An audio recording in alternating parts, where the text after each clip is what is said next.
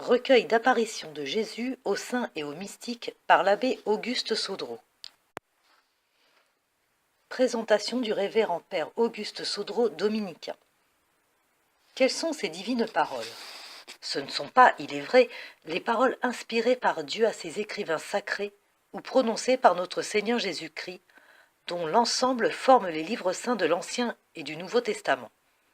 Ce sont des paroles adressées à des âmes saintes par le Seigneur, le Dieu vérité et amour.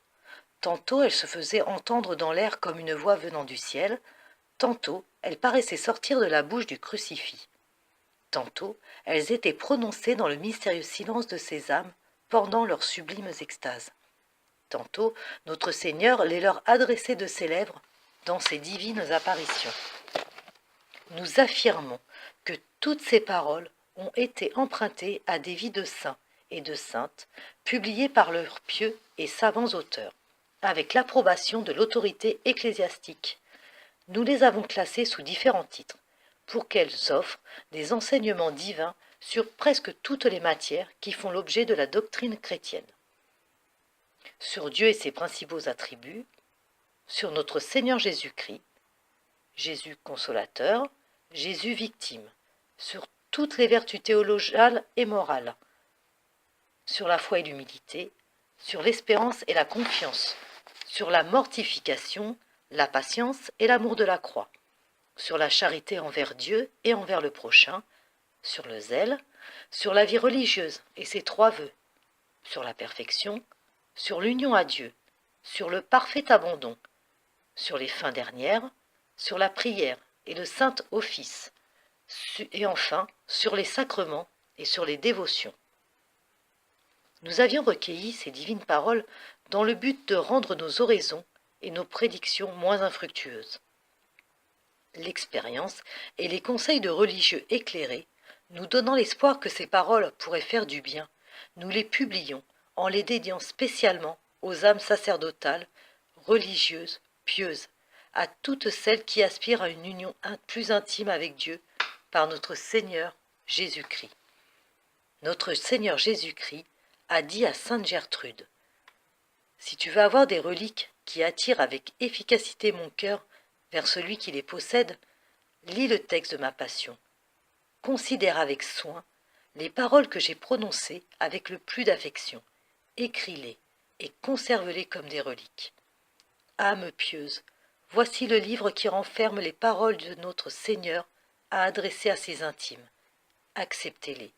Nous vous l'offrons comme un reliquaire sacré qui inclinera le cœur de Jésus vers votre cœur et vous inspirera de lui adresser souvent et toujours avec efficacité cette prière. Cœur de mon Dieu, soyez le Dieu de mon cœur. Nous vous l'offrons dans la pensée qu'après les saintes Écritures, c'est celui qui peut-être vous fera mieux connaître et plus aimer le Seigneur votre Dieu. Chaque jour, prenez et lisez quelques pages de ce livre en disant à votre âme : « Mon âme, écoute le Seigneur et nourris-toi de sa parole. » Nous protestons que nous nous soumettons pleinement aux prescriptions du décret de notre très saint Père le Pape Urbain VIII. Décret expédié à la Sacrée Congrégation de l'Inquisition universelle de l'Église romaine le 13 mars 1625 et confirmé le 5 juillet 1634. Nous protestons encore de notre parfaite soumission au jugement de la Sainte Église romaine. Recueil de l'abbé Saudreau. Préface d'Auguste Saudreau.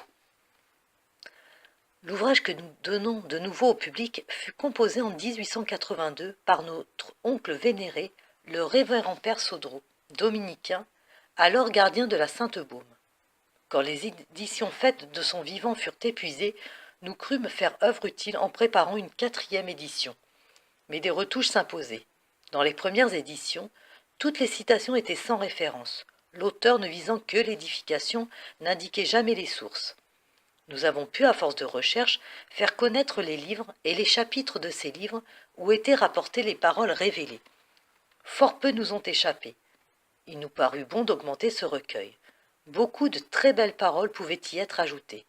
Nous n'avons pas voulu en priver le lecteur. Cet appoint est considérable. Ils forment plus de la moitié du présent ouvrage. Des chapitres nouveaux ont été insérés, composés en très grande partie de nouvelles citations. Certaines transpositions semblaient nécessaires. Transpositions de paroles qui étaient mieux à leur place en d'autres chapitres. Transpositions de quelques chapitres qui nous ont paru justifiées. Ainsi, les trois vertus théologales, qui étaient séparées, ont été rapprochées. L'ordre adopté nous a paru plus logique. Les textes ont été revus. De presque tous les textes non français, nous avons pu trouver l'original. Et quand nous l'avons cru meilleur, nous avons corrigé la traduction. La plupart des titres, ont été modifiés. Nous nous sommes appliqués à bien mettre en lumière dans le titre la pensée principale qu'exprimaient les divines paroles, la vérité pratique qu'elles voulaient nous communiquer. C'est donc toute une refonte que nous avons faite. Et nous l'avons faite sans scrupule, convaincus que si le vénéré auteur avait été vivant, il eût accepté de grand cœur ces modifications, ou plutôt qu'il eût lui-même amendé et perfectionné son œuvre. Dans cette 5e édition, de 1936, ont été ajoutées un bon nombre de divines paroles fort instructives et très touchantes. Quelle autorité faut-il attribuer aux paroles révélées que nous présentons au lecteur? Les théologiens nous enseignent que, alors même qu'elles sont rapportées par les saints, on ne peut garantir avec pleine certitude la provenance divine des révélations privées. Les plus saints eux-mêmes ont pu parfois se tromper en croyant que c'était Dieu qui leur parlait. Plusieurs de ces révélations ont, il est vrai, été recommandées par l'Église. Mais quand l'Église approuve ou même recommande des révélations privées, elle se borne à déclarer qu'on peut les croire pieusement, qu'elles ne renferment rien de contraire à son enseignement, qu'elles sont édifiantes et salutaires. Nous déclarons donc que nous n'affirmons pas d'une manière certaine l'origine divine des paroles citées dans cet ouvrage. Les probabilités pour toutes ne sont pas égales. Pour les bien peser, il faudrait considérer entre autre chose si elles sont rapportées par le personnage même qui les a entendues ou par d'autres témoins, si la personne qui les a entendues les a rapportées ou écrites aussitôt après ou après un long intervalle. Sainte Thérèse, à la fin du livre de sa vie, fait les déclarations suivantes. Beaucoup de choses que j'écris ici ne sont pas de ma tête. Elles m'ont été dites par mon Maître céleste. Quand je dis expressément « j'ai entendu ceci » ou « le Seigneur m'a dit », je me ferai grand scrupule d'ajouter ou de retrancher une seule syllabe. Quand je ne me rappelle pas tout ponctuellement et qu'il peut y avoir du mien dans ce que je dis, je parle comme de moi-même. Mais tous les privilégiés du Seigneur ne prennent pas les mêmes précautions, et plusieurs ont pu traduire, avec une exactitude moindre, les pensées qui leur étaient communiquées. La grande règle qui doit nous conduire, quand on nous apporte des révélations privées et quand le témoin est vraiment digne de foi, est celle que donne saint Paul. Ne méprisez pas les prophéties, mais éprouvez tout et retenez ce qui est bon. Éprouver les paroles révélées, c'est surtout les rapprocher des enseignements de la foi.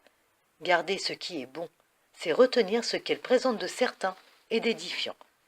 Remarquons que les saints, indépendamment des paroles qu'ils entendent ou croient entendre, reçoivent certainement de Dieu, par le moyen des dons du Saint-Esprit, de grandes et précises lumières. Quand ils parlent, quand ils exposent leurs pensées, les lumières dont ils sont comblés par le Seigneur donnent beaucoup d'autorité à leurs paroles. Ils sont encore le plus souvent l'écho du Saint-Esprit, même s'ils ne rapportent pas les paroles sorties de la bouche de Dieu. Et s'ils se trompent en croyant inspirer les pensées qui viennent d'eux, encore est-il que ces pensées sont le fruit de leurs réflexions et des illuminations de la grâce. Supposez même qu'aucune des paroles qui sont ici présentées au lecteur ne fût de Dieu. Il est certain que cet ouvrage serait encore très édifiant, très instructif et rempli d'une doctrine très conforme à la doctrine révélée. Notre Seigneur y apparaît vraiment tel qu'il se montre dans l'Évangile, plein d'amour, de bonté, de miséricorde et de sainteté. Que le lecteur nous permette de lui faire une recommandation, qu'il ne cherche pas en lisant ce livre à satisfaire sa curiosité et à dévorer avidement un grand nombre de pages. Il serait déçu, et il n'en retirerait guère de profit. La plupart des paroles ici rapportées ont plus de profondeur que d'éclat. Elles gagnent à être lues posément, à être savourées, à être relues encore. Certaines personnes, qui ne peuvent s'astreindre à une marche trop méthodique à l'oraison, et qui pour ce motif ne goûtent guère la plupart des livres de méditation, ont pourtant besoin de quelques bons livres pour se mettre dans de pieuses pensées au début de ce saint exercice. La lecture d'une ou de plusieurs des paroles de cet ouvrage qui pourraient les aider. Certes, nous n'avons pas donné ici tous les enseignements que les saints ont attribués au Seigneur. Ainsi, dans le beau livre des dialogues de sainte Catherine de Sienne, nous n'avons pris que des extraits. D'autres pourront faire des recueils plus complets. Tel qu'il est, celui que nous présentons au lecteur pourra faire du bien. C'est notre seule ambition et c'est notre doux espoir.